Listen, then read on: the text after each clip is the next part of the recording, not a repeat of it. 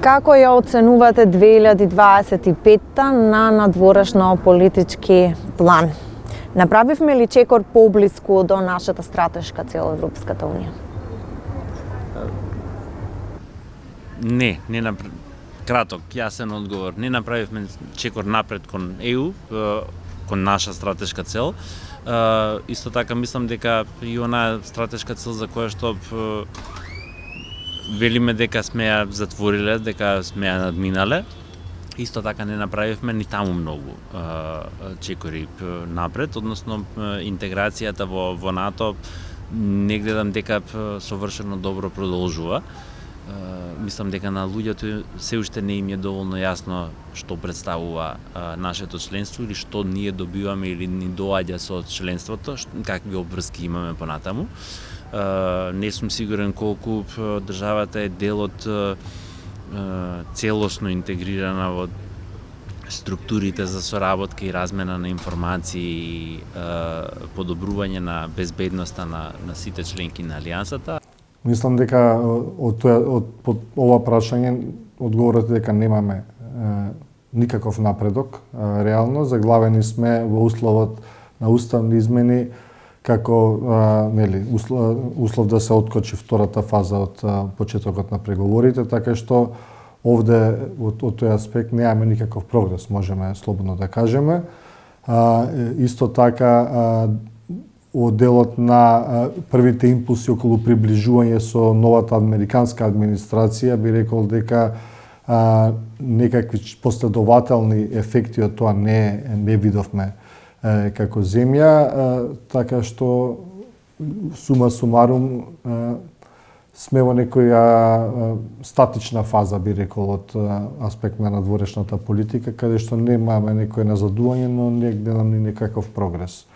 Се должи секако на геополитичките тензии, каде што приоритетите се целосно изместени и земји како нашата многу тешко своите интереси ги пробуткуваат во ова ургентна ситуација. Уставните измени па старт на преговорите со Европската унија, тоа стои во тоа се барањата на Брисел, тоа стои во преговарачката рамка. Имаше лобирање низ европските метрополи, барање и за промена на заклучоците од 2022 година. Гледавте ли слух во Брисел за ваквото барање на македонската влада? Промена на заклучоците на Советот кои што владата ги бара се многу тешки да се реализираат, бидејќи пред се сите земји повторно треба да се согласат на истите, но исто така и не сметам дека тоа е одржливо решение или гаранција, повеќе козметичка промена би било, прво затоа што прво и основно затоа што заклучоците на Советот секогаш може да се променат повторно. И не е нешто што е запишано во камен, така што не гледам дека имаме услови за нови заклучоци на Советот од страна на земјите членки. И мислам дека гаранциите во ситуација која Бугарија не сака да разговара, треба да ги бараме во начините на кои што ние понатаму ги имплементираме и уставните измени кои што треба да ги направиме, но и акцијскиот план за малцинства и тие документи, патоказот за владење на право, кои што на некој начин може да ни обезбедат пообјективни гаранции за самите себе, а не да зависиме од расположението на бугарската страна. Заклучоците ние не знаеме што се бараше да се промени и оттаму не можам да кажам дали сме били успешни или не. Меѓутоа преговарачката рамка е јасна, утврдена, испишана, чекорите се дефинирани и во таа насока реално мораме да се движиме. Она што можеме да го направиме е веројатно да, ама тоа е за 26-та година, не во 25-та, бидејќи готово годината заврши. Во 26-та година веројатно би можеле да отвориме процедурата за уставни измени, да расправаме за потребата од измена на уставот, бидејќи предлогот е веќе поднесен во собранието. Собранието може лесно да се наврати на таа точка од дневниот ред кога од седницата во која што била поднесена и никогаш не беше отворена, и да видиме што понатаму, ама без следење на преговарачката рамка не гледам како. Мислам дека нема разбирање. Нема волја кај членките на Европската унија за отворање на преговарачката рамка. Не заради тоа што немаат разбирање за нас или за нашата потреба, туку затоа што имаат разбирање за нашата агилност во работењето и за можностите кои што отворањето на преговарачката рамка ќе ги направи. И сега за да бидам појасен и тука ќе завршам. Ако направи Советот, ако одлучи да ја отвори преговарачката рамка, тоа ќе значи дека сите 27 држави членки одново ќе можат да внесуваат измени, барања и така натаму. И Советот мислам дека не е во моментов сигурен дали тоа е добро. Македонија во 2025 година не стана модерна, но имаше жестока дебата во Европскиот парламент, зборуваме за модерен македонски јазик и идентитет. На моменти беше обоена и со говор на омраза од бугарски, грчки европретеници. Како гледате на ова? Беше ли ова една мала победа за нас или чекор на нас? Мислам дека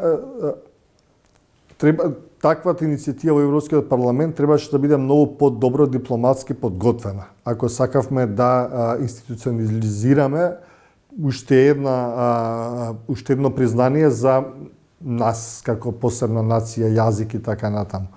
Во таа смисла не беше доволно подготвена и го имаше исходот кој што го имаше, неповолен за нас. Но од друга страна, секако дека барем на ниво на политичката дебата во Европскиот парламент ги разоткри повторно, иако и тие беа познати негаторските политики кои што ги имаат дел од политичките сили во Бугарија, но и во Грција.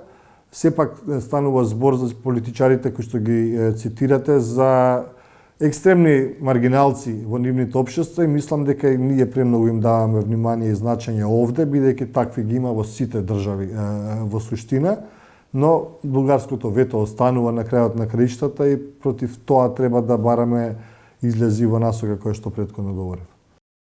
Македонија стана модерна во 2024 година, беше актуелна во 2023 година, беше тема за секакви разговори во 2022 година.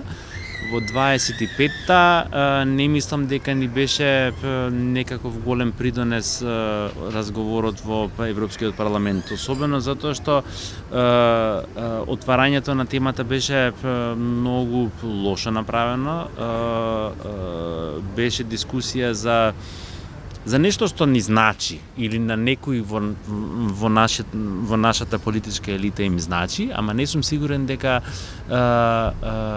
се свесни што сакаат да добиеме. Зборувавме за идентитет, ама тоа е нешто што можете тешко да го дефинирате. Јазикот е заштитен, немаме зошто да зборуваме. Ниту некој може да зборува за тоа. Затоа што преговарачката рамка вели ќе се преведат сите правни акти на Унијата на јазикот на Северна Македонија. Јазикот на Северна Македонија е македонски јазик, тоа е запишано во Уставот. Така што јазикот е заштитен, ама идентитетот не мислам дека ни беше од корист. Не мислам дека сме најдобриот ученик дома во однос на говорот на омраза. Иако сме веројатно многу подобри од примерите кои што ги гледаме секојдневно во Европскиот парламент.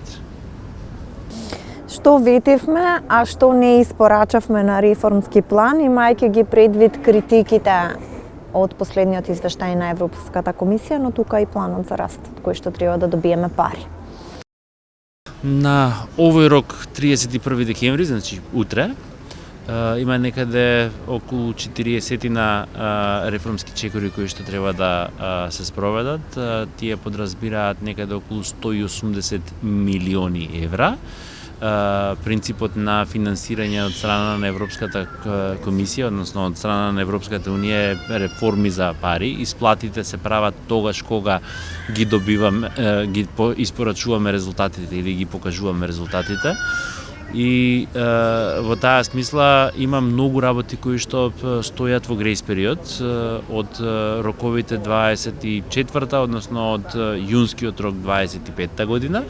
Грејс периодот е утврден на 18 месеци, се почесто се спомнува грејс период од 12 месеци. Она што треба да не плаши е дека ако по истекот на грејс периодот чекорот не биде спроведен, парите ќе пропаднат. Мислам дека имплементацијата на обврските што ги превземавме е значително ниска. Имаме само, мислам дека се 5 или 6 чекори остварено, каде што најголем успех покажа, да речем, Министерството за дигитална трансформација со законите кои што се усвои, меѓутоа оној дел што се усвоја, меѓутоа оној дел на владење на право, реформите во судството прилично закаснија и кривичниот законник сам по себе да доживеа некаква, да речем, присоставена или недоволно разработена промена или амандман и не се промени целиот, нити се промени она како што требаше да се промени, а беше еден од клучните работи. Исто така Закон за судски совет се влечеше до долго време, иако еве вчера го усвоивме и тоа е нешто што е добро. За крај, порасна ли евроскептицизмот во земјата и каква 2026 година не очекува, треба ли да бидеме оптимисти? Евроскептицизмот, напротив, наспроти на очекувањата, мислам дека се намалува, покажано по наши истражувања, нешто што допрва ќе го објавиме во почеток на следна година. Меѓутоа, во ситуација на глобална неизвестност, американската насоченост кон самите нив, значи намаленото присуство во регионот, војната во Украина и така натаму, граѓаните некако гледаат да се присоединат или приклонат кон она опција која што им изгледа најкредибилна, најверодостојна, најдобра, а тоа е Европската унија во суштина, и гледаме пораст на поддршката во Европската унија наспроти нашиот горчливо искуство со процесот на проширување. Така што тоа е позитивен аспект за следната година, дека притисокот кон владата да испорача на ниво на реформите од обврски до реформската агенда, но и во делот на уставните измени ќе се зголемува следната година и тука можеме да гледаме како некој позитивен тренд, дека нашето население, нашата популација не падна во дефетизам, во очај и фрустрација од овој цел процес и го задржува она што стратешки е важно како своја траекторија. Оваа година не беше добра, ама следната нема да биде подобра. Оптимизмот ќе надржи веројатно во првите 15 на дена, потоа ќе стане тешко. Потоа ќе биде проблем да ја преминуваме лесно реалноста, да ја соджвакуваме, затоа што мислам дека 2026 година е make it or break it, да се биде или не. И на крајот, последната работа е во оној момент кога Албанија ќе биде членка на Европската унија, ќе се постави прашањето за потребата од обстојување на нашата држава. Затоа што ова е мултиетничко општество, во држава живеат македонци, албанци, срби, власи, турци, роми, хрвати, црногорци и така натаму, меѓутоа мнозинските заедници се македонската, најголемите заедници се македонската и албанската. Се повеќе имаме турци кои што се враќаат во држава, доаѓаат во држава, добиваат државјанство, и се повеќе имаме македонци кои што имаат некој друг пасош, главно бугарски. Во скоро време ќе имаме албанци кои што ќе имаат некој друг пасош, затоа што они веќе имаат. Има многу албанци од Македонија кои што имаат хрватски пасош. Тогаш ќе имаат држава во рамките на Европската унија. Врзното ткиво е интересот на овие граѓани да продолжат да живеат заедно и да создаваат подобри иднина за државата. Ако тоа го нема, тогаш ја доведуваме државата или политичкиот ентитет во опасност. 26-та ќе биде навистина да се биде или не. Или ќе одлучиме да се движиме понатаму, или ќе останеме и ќе чекаме да се слее прашината врз нас.